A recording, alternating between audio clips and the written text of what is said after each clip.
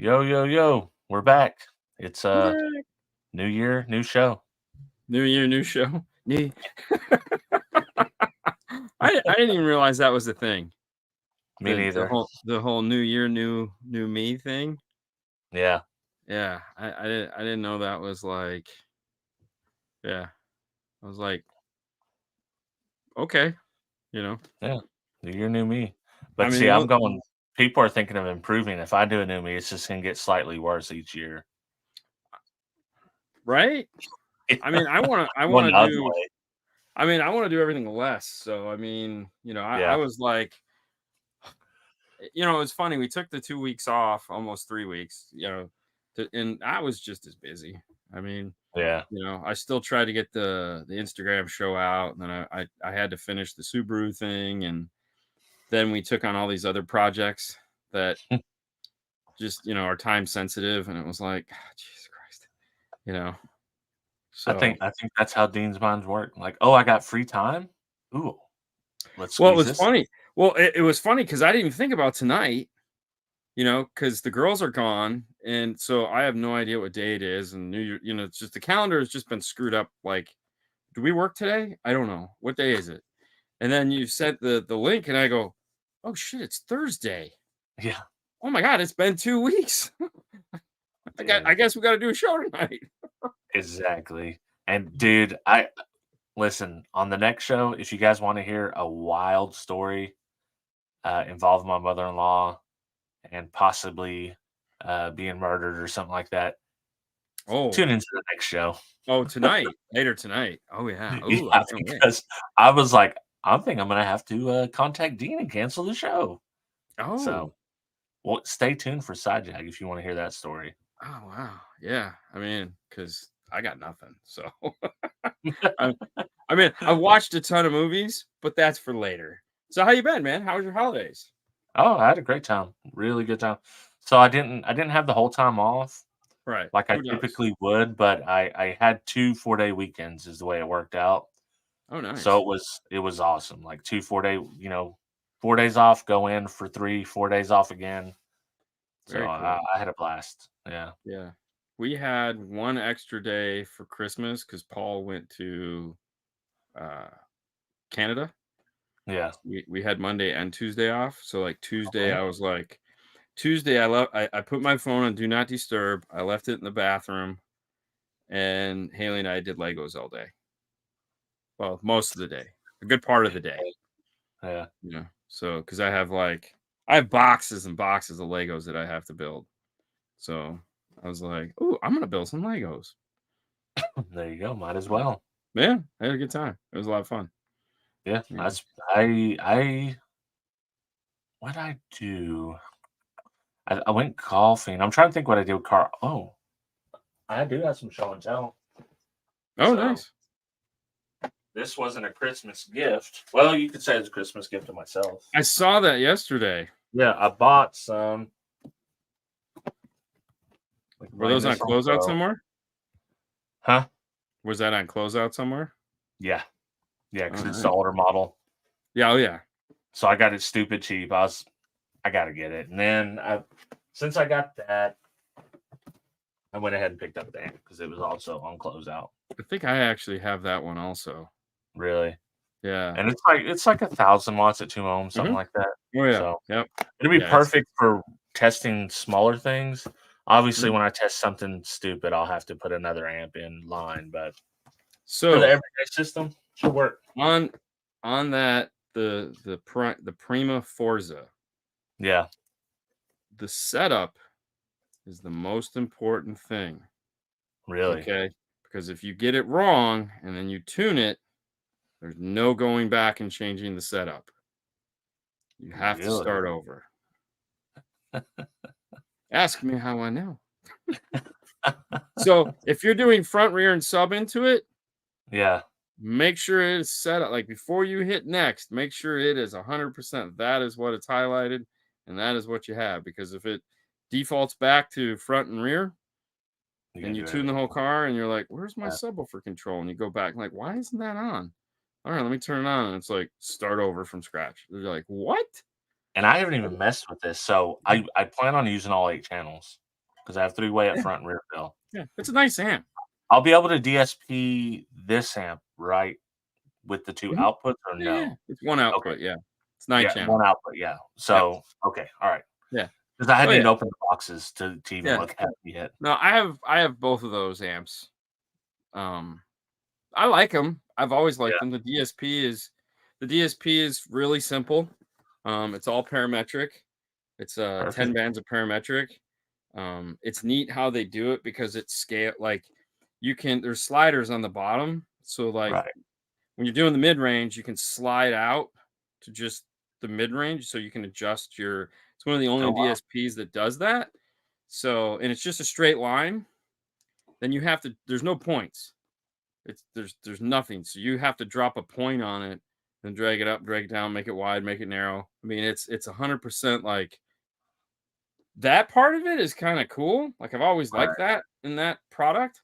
It's just the input setup is it takes a minute to like, what are they doing here? I assume there's a 5-star video on this? No. Mm, Is mm. there not? Yeah, there is on the input setup. Yeah. Yeah, okay. Mm, Yeah. yeah. But it still That's gets how me. I install all my complicated shit. Yeah. I think there's a Whatever it is, especially like a key lock, 5-star car stereo. yeah. That's what you Well, type in, like, anytime you wanna know something. well, it's funny because Bill called me, Kicker Bill Frog, called me yesterday, the day before, and he's like, "Hey man, we're gonna repost your video for the key lock," and I go, "When did I do that?" It's like, I don't know, 2.5 years ago. And I go, "Okay." He's like, "Well, I was just calling to see if you wanted me to tag anybody other than 5-star," and I go, "No, 5-star is cool. I don't really care. Yeah, That's fine." I mean, it's one of those things. yeah. No, No, no, no, no, no. no. We were talking about the Forza. Yeah. You know how on the Forza, if you don't tell it what you're doing on, like when you're going to setup, and the first question to ask you is, what is your inputs? And if you don't get the right input and it screws up for whatever reason, if you tune the whole thing and then you don't have subwoofer level control because it didn't give you 3-channel input, it gave you 2-channel or 4-channel input, you have to go all the way back and start over and lose the whole tune. The new Forza series amplifiers have fixed all that. So the newest version of those amplifiers, yep. The new we've all cussed. The new stuff that just came out is all different. So Yeah. they took all the knowledge that they've gotten from like the Bit HD and the Bit Virtuoso and the Prima software, and the Nove software, and they've put it into this software that's now available on the current Forzas, and it's a fantastic product. Like awesome, 3 EQs, input, output, global, the whole 9 yards. It'll do anything you need it to do. It's fantastic. The only drawback is it's only available in an amplifier, which is fine for me. But I know a lot Yeah. of guys like standalone DSP, and they don't have that in a standalone DSP yet. Yeah, so they So, went to the JL route with it. I mean, JL has tweak and tune, so Yeah, but it doesn't have all the supposedly, the tweak doesn't have all the features that the new VXI amps have I don't know. access to, I don't compared care. to when you're using the jig, the whatever it is, Max Tune. Oh, Max Tune. I saw Mhm. mine the other day. Did you? Yeah. Yeah, Oh, I was supposed to put. I've had it in the trunk of my car for months because I right. want my goal was just bring it home and play with it here, but it's never happened. Now they just need to change the software on the Virtuoso to the new software. I don't think they're going to do that. I don't think they can do that. I think they have to build a new unit. I don't think the Virtuoso has the DSP chip that they need in order to do all of the things that Forza does. So yeah, Virtuoso is a dinosaur. Proof that install Jesus is fallible. Oh, 100%. Yeah. Yeah. Oh no, trust me. And I just, when I talked to McNulty at there, um so easy on the Forza amp. Just suck it up and drop the coin. Oh no, the Forza is nice. Like I said, I have no problem with I prefer a DSP amplifier. Oh I yeah. just know a lot of people want a standalone DSP. Like the Yeah, only 'cause they thing want we to change their sell, amps up, so. yeah. So you're like Christian. Christian's a Mhm. prime example. Christian is the guy that just, so like he annoys the shit out of me because he bought a Forza. He bought a Prima. He's bought an audio control and he bought a Gladen or Moscone. And it was like he's buying, so you got 3 DSPs now. And it's like, dude, could you like you don't do this for a living. You need to be good at one. Okay. Like you need to understand The one and one, stop right. asking questions. So, but he loves changing out equipment. So I was like, it only makes sense for you to buy a badass DSP that just sits in the car all the time. And then you can Mhm. swap out amplifiers and put speakers in, do whatever the hell you want. And he's like, oh, that's a great idea. So that's why we went with the Moscone, because that you can do anything you want with that DSP. Right. Anything you want with that DSP, which I can tell you, the new DSP that's coming out that everyone's choked up about, you cannot do anything with that DSP.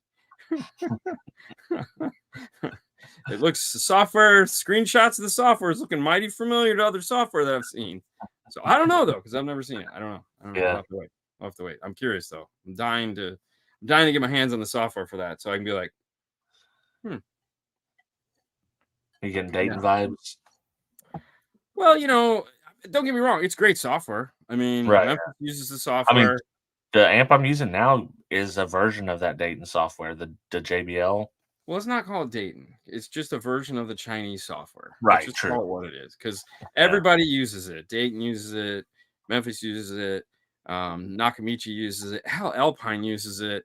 Um, and I've Audio Dynamics, I think, uses it. There's a ton of them that use it, and there's nothing wrong with it. It's Yeah. just not comparable to your Forza or a Moscone or a Helix or an Arc, Right. or hell, even an audio control, because audio controls, like they're super unique. There's nobody that builds software like that. you know, and it's like, okay, you know, Well, see, the plan, I was originally I was like, "I'll just get a Blackbird." That was what I yeah, was that was the plan. I was just gonna get a Blackbird, and I was probably gonna order it this month. Well, you know how we do. Sometimes I'm scrolling through. oh yeah, I get these. I think I might have. I can't remember where. Maybe eBay. Anyways, I'm scrolling through. I see them on closeout, brand new. Like, dude, with uh, they said that they're a registered manufacturer, or a reseller and stuff. But who knows? Who knows? It it don't doesn't matter. matter. If you break it, you're gonna own both halves. I can tell you right now. Exactly. Oh yeah. So I found them so cheap. I was like, all right, got to do it. And Hey, then I just bought it on Christian Pro. actually only owns one car. He just has an Audi. That's it. He's got one car. He's not banking like everyone hopes. I can tell you right now. He's a single dad, just doing his thing, man. Great guy. But yeah, no. So no, that's cool. I mean, you're gonna love it. I enjoy playing with that amplifier. I mean, it's one of, that's why I bought it. Hmm. I have a lot of amplifiers that I buy just because they're fun. Although I did find out, and I have to check back on it. We had a guy come in this weekend or last week, some point in time in the last days, and he's like, "Dude, I got my Kenwood 606 DSP, and I'm trying to pair to it with my phone, and it's not pairing anymore." I was like, "Huh." So hold on, let me make a phone call. So I call my guy, and he's like, "Yeah," and I go, "Whoa, that's not how that goes." Right. And he's like, um, so we've gotten some reports on that, and I got one that I'm going to be testing here to see if in fact it's, they didn't push the update for the Bluetooth chips or changes in the software or some shit like that. So as of right now, it seems like that amplifier might be end of life, which is kind of one of those sucky things when you don't have everything that runs software can die, right? Yeah. Right?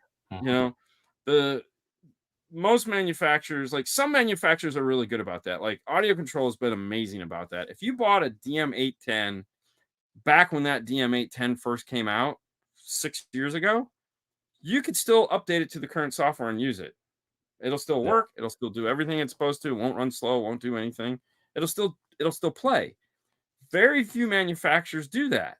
I mean, Moscone, there's 3 or 4 different softwares depending on what piece of equipment you have, Yeah. you know?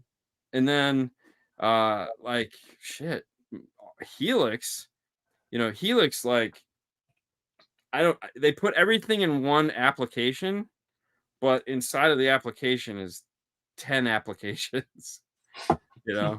So it's Yeah. like, and at some point, Kicker's not going to update their, I mean, they're not developing any software for the Q class. So Right. at some point, computers will just age out that software, Yeah. and Luckily, on that particular amp, you can use it as a regular. I think most of them you can use as a regular amp without, no, but there's some. That particular one I know you can, but I mean, there's going to be some that's like the JBL. Once the software's done, you're done. You're not doing oh anything yeah, with that amp. no, and that's how most DSP Yeah. amplifiers are. Yeah, Yeah. it is 6 years old, but you got to remember if it's 6 years old, it's still 6 years is too soon for the software to be out of to not work because you got to figure i- i- if you got it when it first came out, which it didn't, it was a slow adoption rate. So really the last 2 years are when like Crutchfield, I think blew them out 2 years ago for Kenwood.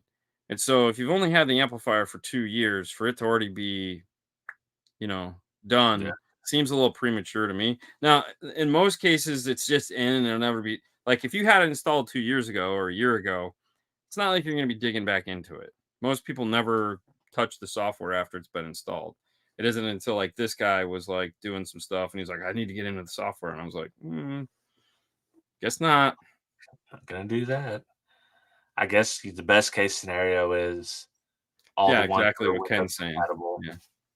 All the ones Yeah. that are Windows compatible, you can probably you can do some kind of workaround. Yeah. But You can probably like run with some emulation iPhone software. or Android, it's probably gonna be a rough. Yeah. Yeah. Well, and the other thing too is like if you think about it, yeah, it won't pair. Exactly the problem. So but the weird part with that is like most of the time, like manufacturers will tell you, hey, this has been end of life. Right. But nobody knows. Like nobody in America, Kenwood America had no clue Are you guys gonna have about to the keep old old phone. versions, Yeah. old versions of phones just to Yeah. fix these things? Well, I mean, we have several old iPods because that's what we use with the IRTA2s. I mean, we have all new I'm sorry, iPads. We have new iPads because we had to buy them to test it to make sure it worked on it. But for the most Yeah. part, we have an old iPad mini and an old iPad medium, Mhm. and and it's great because I don't feel bad about them. Yeah. It's like if I drop it on the floor, I go, oh, pick it back up and use it. Mhm. You Yep. know. Well, no, and there again, nothing should last forever. Nothing should last forever. It should all go away for sure. Yeah. But that's kind of it's not compatible with my Zoom. No. Yeah, exactly. But that's the problem with like a lot of these newer products that like with DSPs and stuff like that. That if you bought an old 90s 1990s style amplifier that we all have, like it'll never be obsolete. We'll always feel good about it, even though we don't want to use it because it'll just blow up because the parts inside of it are becoming unstable unless you have the money to go send it off to have it all redone, which most people aren't going to do. Right. um it's just becomes a really neat thing to hang on the wall. And DSPs are going to be the same thing. Like if you look at the original Rockford 360, it worked with a Palm Pilot. Yeah. Okay, there are no Palm Pilots left, and it sucked. you Yeah. know So these things are just they're going to be collectors. There will be collectors that'll have them, but they're just not going to function. And Yeah. the other thing too is like we get guys that come in like that have like Bit Ones, the Yeah. Audison Bit One, which was the flagship badass DSP of its time. But I don't want to touch that. Like I won't even or they'll have a Bit 10, and I'll be like, sorry, bro. That's the last Odyssey DSP I messed with was the Bit 10. Yeah. That's how long ago it's been. So Yeah. It's like, nah, I'm good. yeah, You're, you know, symmetry. Oh, nice. Yeah. Have you guys ever used the Kicker Q Class 1001 as a line driver? Thinking of using that to line drive the set of crossovers, stock hedging, and don't why? It's a you're hopefully you're joking because um yeah, that that's one that's because that's that one only controls one channel. Now, if you had the 4 channel, you could do that if you wanted to use a bigger amp. yeah. But the 1001 is just Okay, so the reality is, let's look at it what it is. I get it. You could probably still sell that 1001 for a decent amount of money, right? It's yeah, still a 1,000-watt amp at the end of the day. That amp will never be obsolete, whether you're using the DSP in it or not. It's always going to be a 1,000-watt amp. right, So you could sell it to a Kicker fan for probably some good money because why not? It won't work in most cars anymore. New cars, that amplifier won't work because the power supply is too sensitive. So we know this. We found that out. So anything, because some of the newer vehicles put up 15.5 volts. Um, yeah. And so that amplifier will automatically go into overload and shut down. So moving forward, that amplifier has become obsolete just because it won't work in a modern car because of the way the right. power supply is built. And we spent 2 months going back and forth with Kicker trying to figure out what the hell was going on. And it wasn't like I was talking to the head engineer, so because he's a buddy of mine. So we, we're like, what the frick is going on? He's like, man, I don't know. I had it at my house. I was testing it, and I can't figure out what the hell was going on. It was just one of those epiphany moments where we're like, wait a minute, does the amp work when the car's not running? It's like, yeah, it works fine. I go, oh, okay. And the other problem was there wasn't anybody in this town in Missouri that had an oscilloscope that could test his alternator. Oh, damn. I was like, "Are you kidding me?" It's like, "Yeah, I can't find anybody to do that."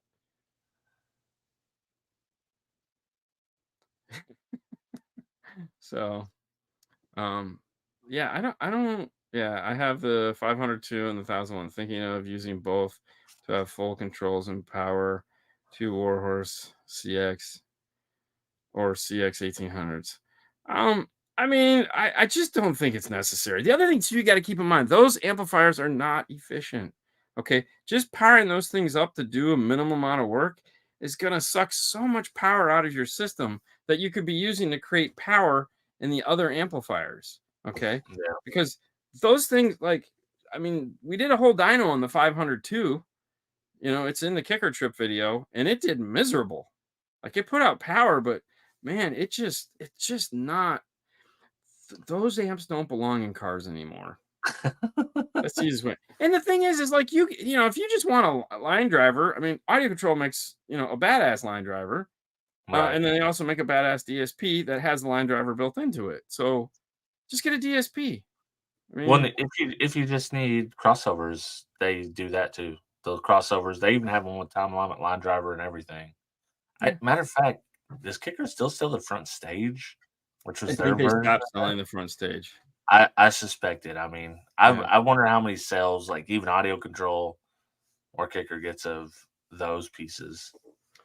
Kicker did pretty. I'm sorry, Audio Control did pretty well with their single DINs. Yeah, And now they have the single DIN with the walkie-talkie for Marine, which is pretty cool. But yeah, we bought a front row at the store. I think we had it for 3 years and then we just sent it back. yeah. They did a buyout on it just to get rid of it because it was like, I don't know what the hell we're gonna use this for. You can line drive mono. You gotta line drive mono. In theory, I can set the amp low to stay below 40 volt.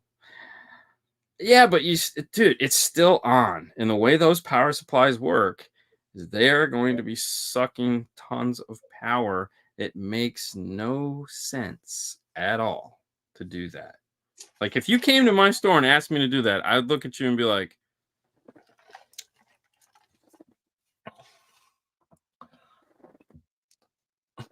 I think you should turn around. The door's right behind you. I mean, you're talking crazy. Well, especially if because he's talking about using a Warhorse or the CX 1800s, It which needs power. and they can already do line level in, which would be a higher voltage for the Well, speaker. regardless of that, like, I don't know what Yeah. power supply they're using in the Warhorse. I'd have to find out, but I know it's power hungry compared to the CX. Like, the CX has their boost power supply, and their boost power supply can play down to 9 volts. But at 9 Right. volts, you also so the CX is designed to never shut off. So you think it's the badass amplifier and it's just kicking ass and taking names.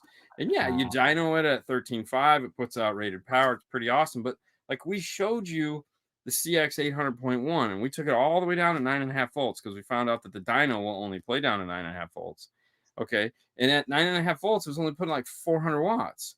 Mhm. I guarantee you, in a modern car with two 1800 watt amps, sure, put a ton of batteries in it. Great. Hopefully, you get an alternator to charge them. Then you might actually get power out of them. And then we don't have to have this conversation. But most people aren't doing that. They're going to, I'm just going to just come up with some foo-foo generic, throw some shit in the car and hope it works.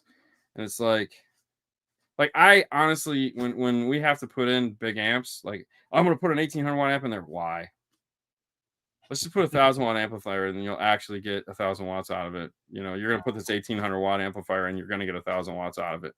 And they're just looking at you like you're crazy. I'm like, okay, Yeah. you know, like, I think most people, the majority of people that are not, bass heads or real big enthusiasts in bass, 1,000 watts is going to be more than they even hope for. Andy's nuts. That's the only thing. So you're telling me there's a chance. Yeah. Yeah, there's a chance. There's a 50% chance he just keep putting this in here to get your goat. Yeah. Uh, Why don't more companies make constant power amplifiers? Keep in mind that that was a really cool technology. So the easiest answer to that is royalties. Okay, it's really what it comes down to. A lot of it is royalties. The other thing too is constant power really isn't true. Okay, so if you want the long answer, like, we can get Joe on, and Joe can talk for an hour on why it's bleh, but there's always going to be a slight power difference between ohm loads. It's not possible. It's just I have really big beef with close. constant power. Yeah, constant power is horseshoes. Yeah. That's what it is. But Yeah. I still love it. Don't get me wrong. I'm still a big fan. But a lot of it also comes down to who created constant power and who you have to pay to use their tech. So that's why you don't see it in a lot of these amplifiers, because they don't want to pay the royalties to have that built in, because anyone can do it, right? You just got to pay the right guy. You know, Yeah. Alpine got tired of paying for it. So that's why they don't have it anymore. You know, and then they're, Yeah. oh, the chips weren't available. Bullshit, the chips were available. You know, they just didn't want to keep paying those guys royalties to use that technology. You know, it happens. You Yeah. know, and then you got to build. So then you got to have an engineer that can build their own and build it in a way that doesn't step on anybody's feet. Right. Now, Well, and the ones Rockford, I tested, they drew more amperage anyways at the lower impedance. yeah, And it's of like, course. why? So why are we throttling it back now? Just Yeah. get a bigger amp. Just if you Well, need more power at 2 ohms, get a bigger amp. I mean, really the idea behind it was you didn't have to pay attention to what you're doing when you bought your subwoofer. Right. Like, I had a guy come in today and he bought a subwoofer, and it was a single 2 ohm driver, and he didn't know what he was doing. He saw 2 ohm in the owner's manual and was like, that's what he bought. And I go, next line down, 4 ohm mono. He goes, oh, that's what that meant. I go, yeah. So I got the wrong woofer. Yeah. Shit. Yeah. Shit. You know, so now if it was a constant power amplifier, it wouldn't matter because it would put out roughly the same amount of power. And so he doesn't have to think about it. So the likelihood of the amplifier getting damaged goes down drastically. You Yeah. know, Rockford has their patent on constant power, which they've had for, I don't know, 20 years now. Seems like, probably. Like all their patents. All Yeah. the ones that are on the side of the box when you buy them. Dude, you know, it's funny because a lot, like, I know some people just don't understand Rockford, and I get it. I really do. Yeah. But if you want to talk about a company that has some major car audio technology that everyone has just been like, oh, they haven't come out with a new amp in 15 years. And you look at it and go, that's because in 15 years, no one's come up with something to beat what they had 15 years Exactly. ago. That Okay. was my So, argument. I got a 3,500 watt big ass amplifier that's not efficient and doesn't have any technology in it at all. It might have a peak light on it or some bullshit like that. It's got crossovers and subsonic filter. It's amazing.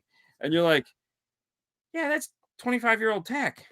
Yeah. They still haven't come up We with had this same conversation on 12 Talk. yeah, So Derek was pulling up an old article, right? And we were just talking about, oh, the new amps, they're now surface mounted technology so they can make them smaller.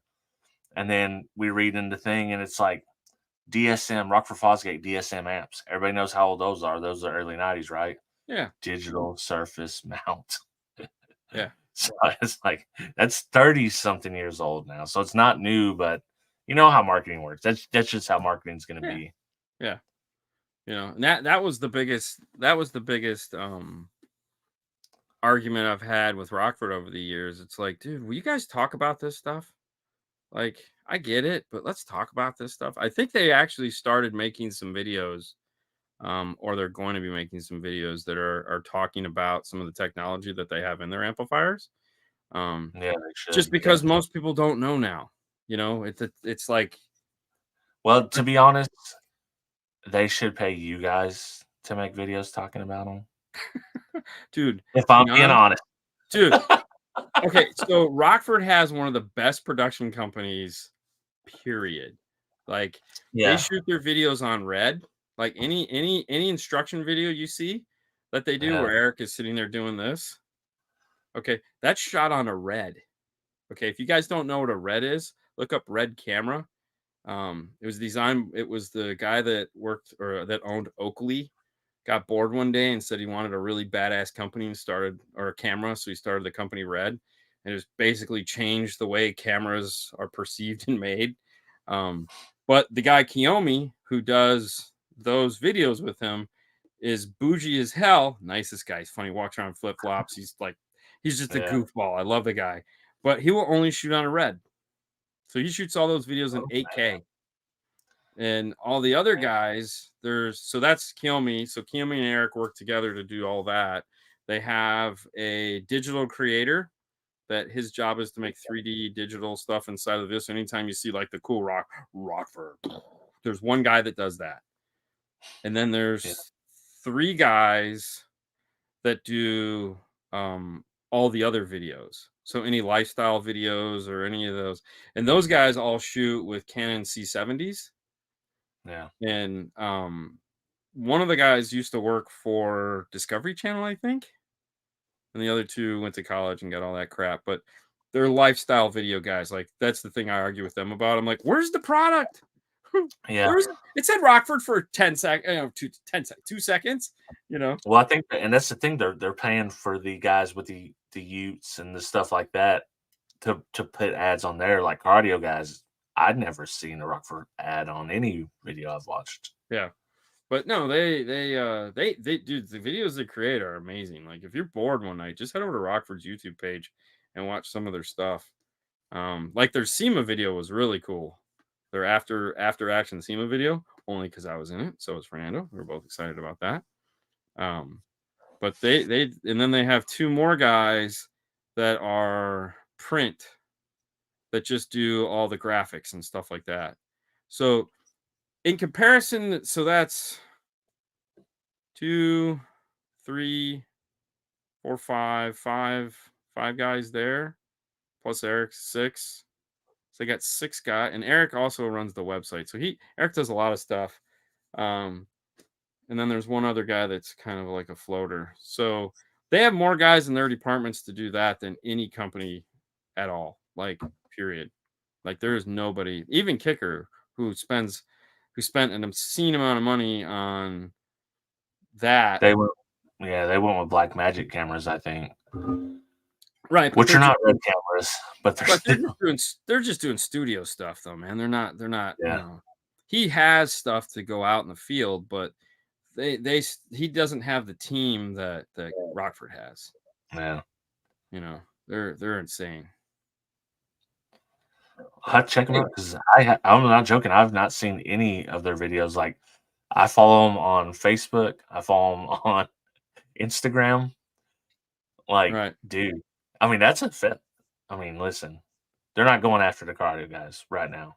Anyway, so No, no. they're going over different markets. That's probably why I don't see it. But yeah, I follow them on both, and I think I'm subscribed to their channel as well on YouTube.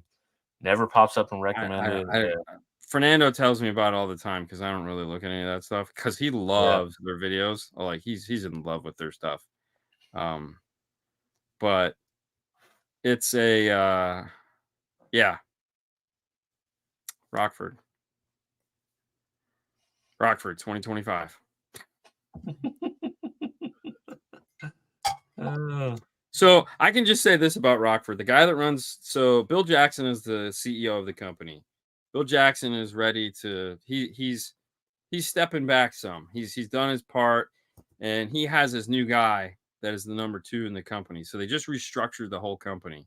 And Zach has taken over the number 2 spot that didn't even exist before of the company. And Zach is a freaking machine. Like this guy is young and he is just like, he owns a gym. If that gives you any idea of his personality.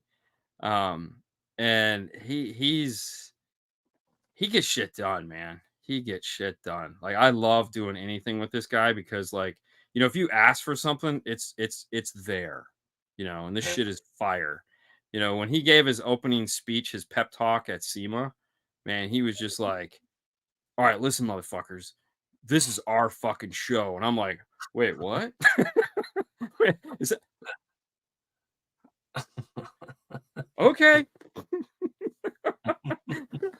So that's funny. the DQ DX and the DQ61, if you can find one and you want it, buy it. I think we still might have a DQ61 in stock. Right now, those products are in what we like to call audio control limbo.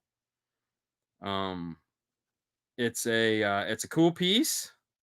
I don't know if there's any left. Like, I don't think I can order it anymore.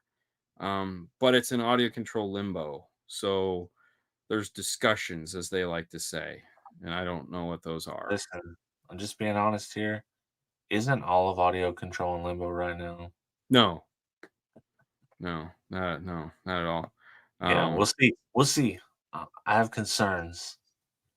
no, so obviously we are on the back door of that, right? And Yeah, so I wish I could lay out we know the roadmap. right. We've been down the road. Like, and the funny part is, so here's the funny part. The guy that's in charge of the roadmap right now, it had to be 6 years ago. It had to be 6 years ago, right around the time when audio control, maybe 2 years into audio control's rise to fame. They had a big conversation because Amp Pro was becoming a thing, and audio control was like, can we marry these two companies together? This was back then. This was COVID screwed up a lot of Right. things. So this was a year, maybe a year or two before COVID. Um, and so there was talks between Amp Pro and Audio Control coming together in some way and packaging it and doing all kinds of things because they had the DSP technology. And Amp Pro, believe it or not, has all these interfaces have onboard DSP. Okay, they have to. That's because they have to correct and redirect and move stuff and put sound where it needs to be. So they all have onboard DSP. Metro is just the only one that turned it on. Audio or Pack could do it in an Amp Pro, they just choose not to because then they have to develop that. And they're like, we don't want to because right now, as we stand, we're neutral. You can put our product with anybody's product. A lot of people kind of shy away from the Metro stuff because it has the onboard DSP. I've for years been asking them to just take it out, but they won't do Right. it. So it's like, okay, fine. So the guy that was in charge back then had this idea, and it was a really cool idea. And it was like 6 years ago, cool idea. And we're like, man, there's no way that would happen. Like, there's no foundation for this to happen. Fast forward to now. And guess who's in charge of the project of taking over? The same guy. Dust it off. Yeah. So they're working on a lot of new products. So a couple other things have happened too that um, where the amplifiers are made is an issue. So there's a lot of little things that taking over a company that wasn't doing things the way you were doing things is going to change things.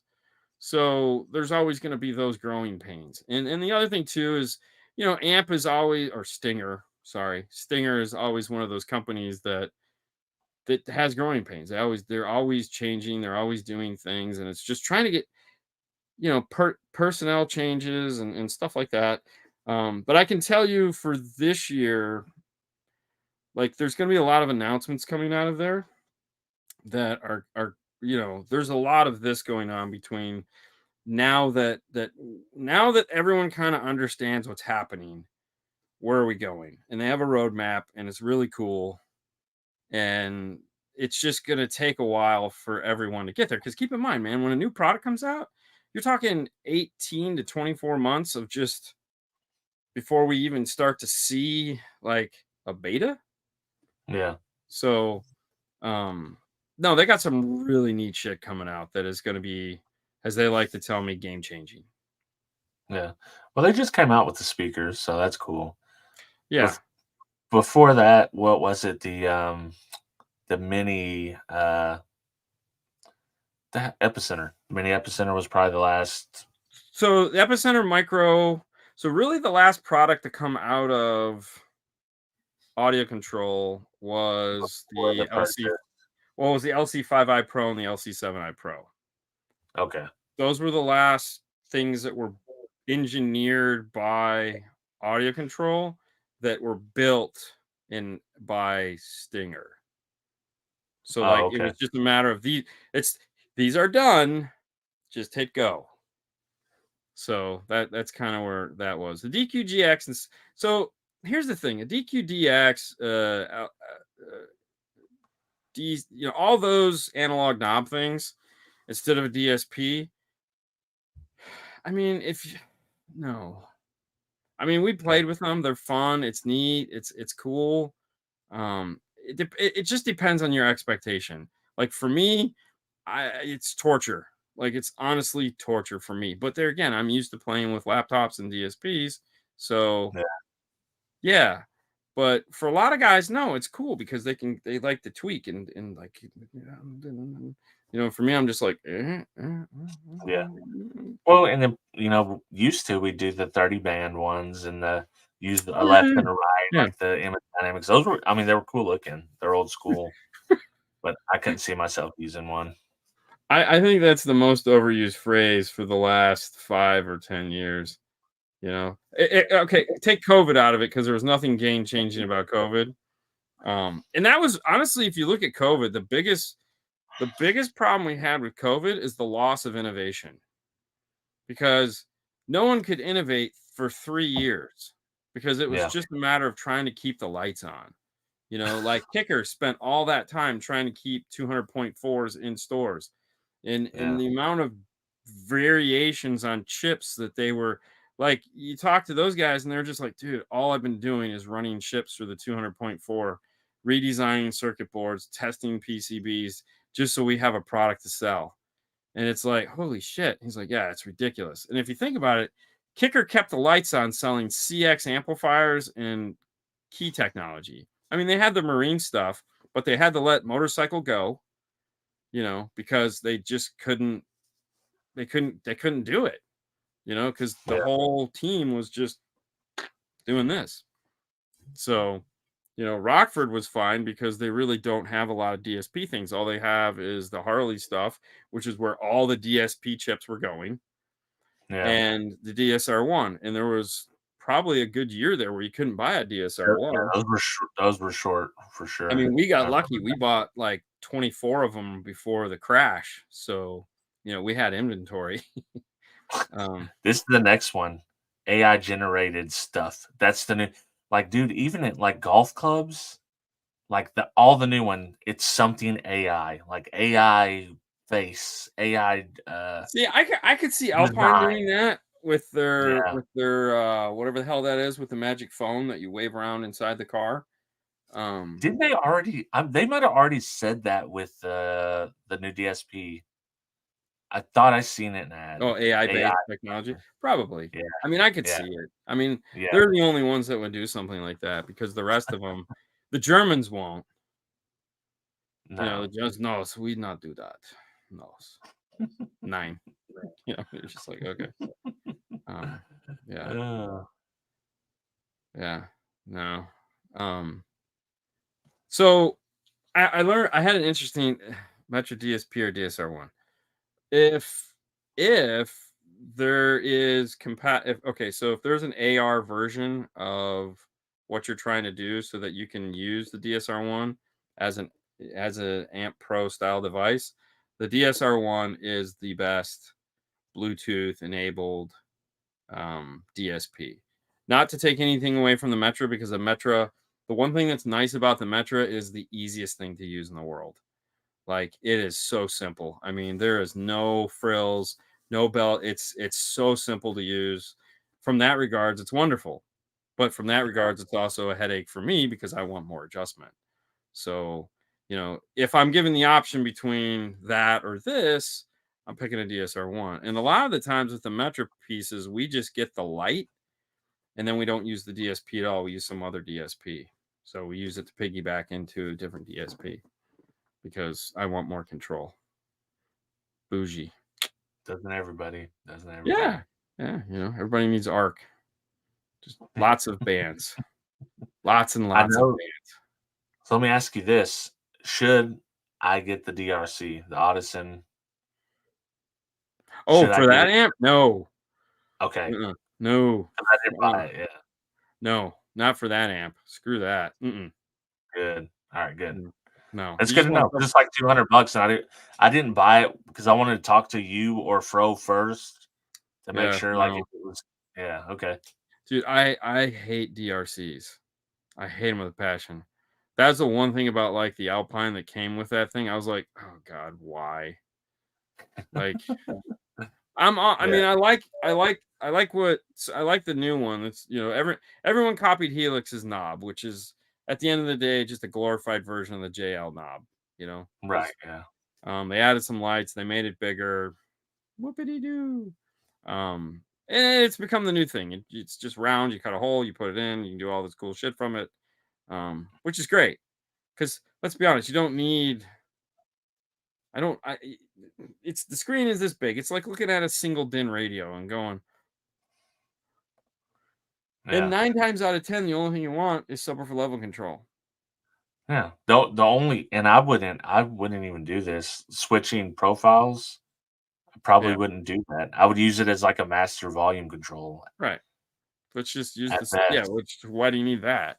Yeah. Yeah. You know, I mean, the DRC, there again, the DRC was a great idea when you needed a master volume control, like when you were tying into a radio that had fixed level, or you're Right. going to Bluetooth in or Wi Fi in or whatever it was.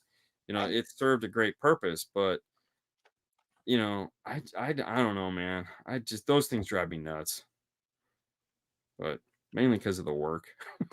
It's like Yeah. I got to spend an hour to mount this stupid thing somewhere in a car. Oh God, Right. and And there's what just all it no does, places for you them. can select profiles, you can do a bass knob and a Oh master yeah, control. yeah, Basically it, right? yeah, Yeah.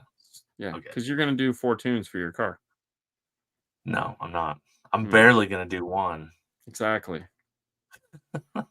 Use a subwoofer level control for the sub amp and call it a day. Yeah. Makes life easy.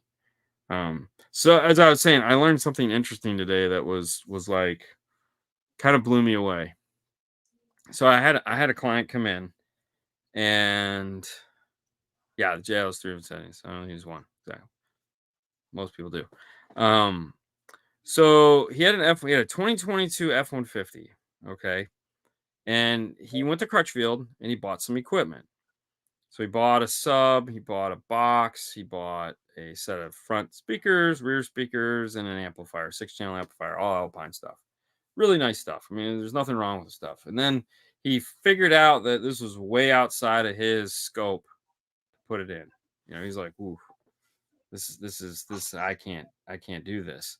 So he did what most people do. He went set out to try to find an installer. So the first place he went was on the other side of town. Immediately that guy there was like, dude, you got all the wrong crap. You need to get some JL stuff. Send all that crap back. We'll sell you the stuff you actually need. So I was like, oh, okay. And so then he went to the other side of town, where's the discount guy. So the discount guy typed him out a quote, and it was like, here, we're going to take an SNI 35, which is a basic high level, low level adapter. We're going to connect it to the rear speakers, and we're going to power everything off of that. And I was like, wait, what? So I'm looking at these two quotes, and I'm going, these are both just shit. Like, these are wrong. So, we talked for about an hour. We got them all squared away. He put a deposit down, and it was all great. And I was like, so somebody thinks that they can take a 2022 F-150 and use a basic high-level to low-level adapter connected to the rear speakers and power a 6-channel amplifier and get everything you need to work. I was like, you got to be out of your fucking mind. I think a lot of people think that. Yeah. Sadly. Sure. Well, and they do. And here's what I found out. Because I said, why do you guys still make this piece of shit? I said, we sold $2 million of those last year. Jeez. Now, they're about $14 on Amazon. Mm-hmm. That's a whole fucking lot of $14 shit ass high level to low level adapters to make $2 million. And at that point, I'm like, okay, I can't argue with that. But come on, man! Like, they might even, some of them even have the little bass knob hookup, and they're like $20. If you have a big amp enough electrical to support it, would wiring at a higher ohm load give better sound quality with gain set properly? No. Keep in mind, an amplifier. Okay, so if it's a sub amp and it's a class D and it's designed to play at 1 ohm, play it at 1 ohm. It's going to do what it needs to do, right? Because that's what it's spec'd at. If it's a highs amplifier, most highs amplifiers are capable of playing 2 ohm.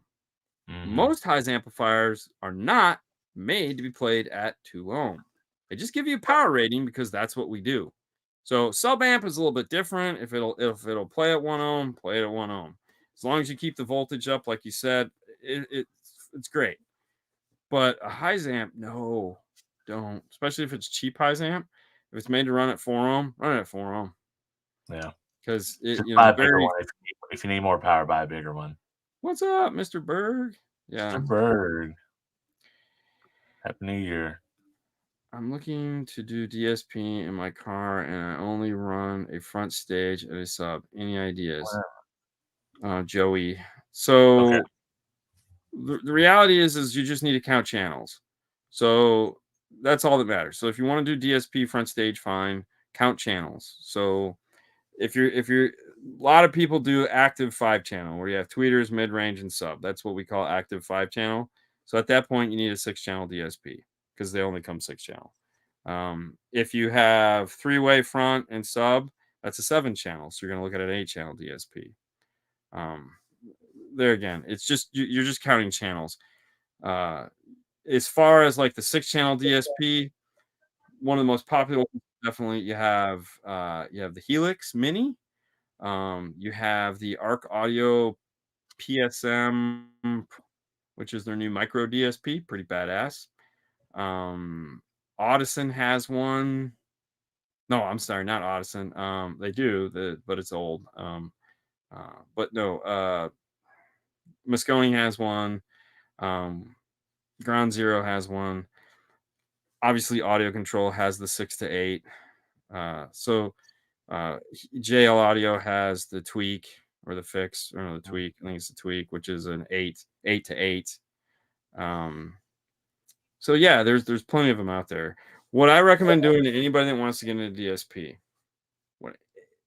it doesn't matter whose name is on the box. I don't care. What you have to do is be able to download their software and take a look at it and see if you can wrap your head around what it is you're doing. You also have a Rockford Rockford DSR1, probably the Mhm. cheapest one in the bunch and badass. You have to be able to understand the software and know how to use it. If it's complicated and you can't get page one, can't get past page one, move on to the next one, see if you can. And if it's one of those things I don't know what I don't know, then it becomes even more exciting because it's like you have to, when you get a DSP, the first step in a DSP, regardless of whose DSP it is you have to tell the inputs where to go Mhm. on the outputs. That's the most important thing. So when you first power up a DSP, it's either gonna ask you, or that's just step one, which is where's what's coming in, where's it got to go out. So like if you had just a front stage with sub and you were running front left and right and a sub out, or just front left and right and that's it, you're gonna run two channels in. You have to go into the input matrix and say, I need left and right to go to 1 and 2 output. I need left and right to go to 3 and 4 output. And I need left and right stacked on top of one another a lot of the times to go to, let's see, 5 out or 7. I'm sorry, 5 output. Yeah, 5 output. Yeah. 5 or 5 and 6 if you just want to run an extra RCA to do it. So that's what it is. That's where I've been. I've never used one, and it's like Chinese to me, 100%. And it is, and that's the problem. Try living in my world where I got to know how to use all of them. But there again, once you understand the basic settings or the basic things like you need to do. So, input output is the most important thing, figuring out how to get from input to output. And some of them, like the Chinese stuff we were talking about at the beginning of the show, they have their input matrix, and it's literally just, it's like across the side you have your input channels, across the bottom you have your output channels, and you just type in 100, you type in 100, you type in 100. You're Yeah. like, Jay, I actually Jay, hate those ones, but yeah. JL Audio has these lines. Yeah. Well, It's the like Dayton one was whack. I can't even remember what it was, but it's I the same know that when thing. I first hooked it up, you're not getting all output, and like, no, I know that I set this Well, right. the Dane uses the same output matrix where you got to go to that page and you got to have your inputs are on the left, 100, your outputs are yeah. across the bottom, and you got to type in 100, 100, 100, 100. And Mm, some of them will auto populate, which is good and bad. At least you get sound. You just don't know why. Um, yeah. and the more money you spend on it, the more complicated it'll be. But the more options you'll have for adjustments once you start to understand something. And that's where it kind of the problem lies, is that a lot of guys look at like easy software and they're like, this is cool, I can do all this stuff. And it's like, great. No, you can't. But there again, a lot of them, they'll look at the Helix software or one of the other ones and they'll be, oh my God, this is complicated as shit. And it Yeah. is. But once you figure it out, like one of the things that makes Helix super confusing is like, what page am I on? What speaker am I on? You gotta like click pages and stuff. But on the top, there's these little boxes. Okay. And you're like, what are these boxes for? And so you're on like channel one and the little red box lights up, and then you see channel two and you tick the red box. And they both, now you have two red boxes, and you're like, the hell did that do? That just took both channel one and two and made them in tandem so that you can adjust both at the same time without affecting left and right. So if you have left and right set like this on different frequencies, when you tandem them, they stay right where they're at. Now, most inexpensive DSPs will just be like, sorry, you got to pick left, you got to pick right. You can't separate them out. And Yeah. so when you try to do a group adjust is what we call it, then you lose all that uniqueness to one side or the other, which sucks. So there's like audio control, you do that. And it's like, so when I'm adjusting an audio control, I got to sit there and I got to go left, make an adjustment, 1, 2, 3, right, make an adjustment, 1, 2, 3. And I literally will sit there and count. Yeah. And I go back and forth. I can do it super fast now because I'm just used to it. But in my back of my mind, I'm going, if I had just put one of these other DSPs in there, I wouldn't have had to do this shit because I just click that button. And then you Exactly. have really advanced DSPs that have global equalization. So you fix left, you fix right, you fix tweeter to mid, you do all the bullshit. And then you have a global left and right EQ that you can sum if you want to. or connect, and then you can do a whole nother EQ on top of that. So it's like shit. This is just as Yeah, like, that's above my pay grade. oh dude, I I'm the not doing last any I'm not doing any up mixing. I'm not doing. so we did a what was it last week? I think we did a helix and something. We did an 8-channel helix, and with the virtual channels, which basically just gives you a global EQ. Um, Right. and there again, you can pick what you want to be part of it.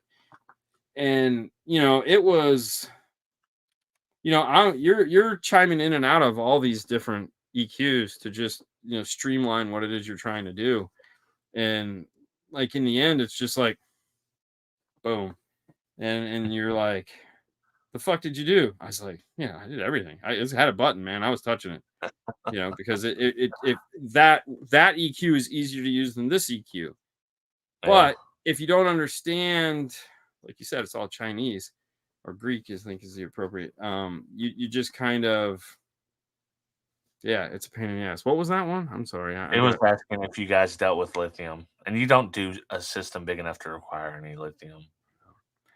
no. Right now, we're kind of staying away from anything too big like that. Like, Yeah. we've had a couple guys bring us some big amps that we've done, and they'll bring in their batteries, which is cool, but Yeah. not too many of those, maybe 2 last year. I mean, but yeah, we don't build anything big enough to need that. I don't want to build anything that big, Yeah. you know.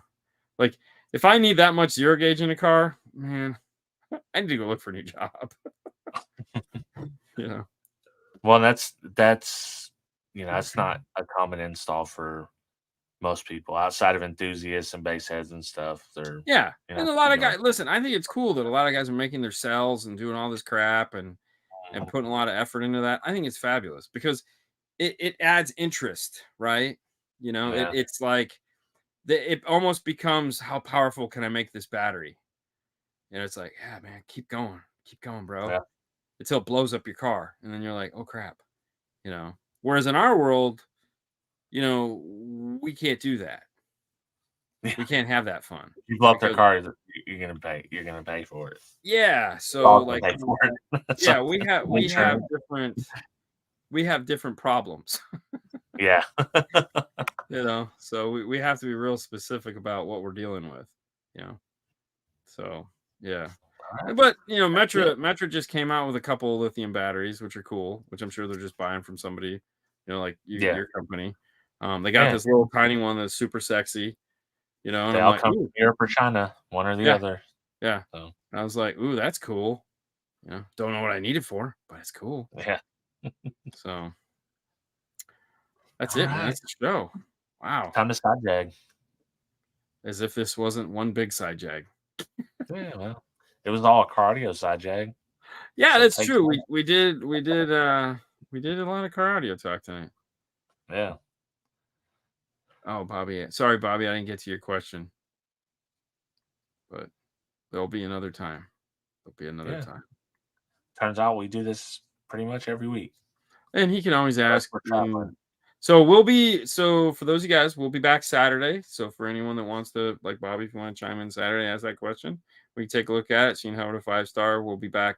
We're back Saturday, and Monday we'll go to regular week where we do Monday news. Monday we have a special guest. We're gonna have Andy Waymeyer in the studio. Ooh, Oh man, so that'll is he be bringing the fun. head with him, or Huh? is he coming to retrieve it? I have no idea. We're keeping his head. He don't get it back. Um, but no, he'll be in the Bay, so we're pretty excited to have him in. I love that guy. He's just, dude. The guy has so much knowledge. It's so much knowledge. If you want to ask somebody about upmixing, you want to understand that principle. Don't plan on understanding anything he says, but he will answer that question for you. Yeah, Because they're that's like his break thing. it down as if I was a kindergartner, please. Yeah, yeah. What I Well, need. I can tell you this: somebody just got a hand on one of his up mixers, and he's been playing with it, and he's like super excited to be playing with it. And I'm like, awesome. And it's not for sale, so you guys can't get one. But That's how it's it yeah, goes. it's pretty exciting stuff for sure. So, but that's it. That's it. See ya. We're gonna side jag. Join us.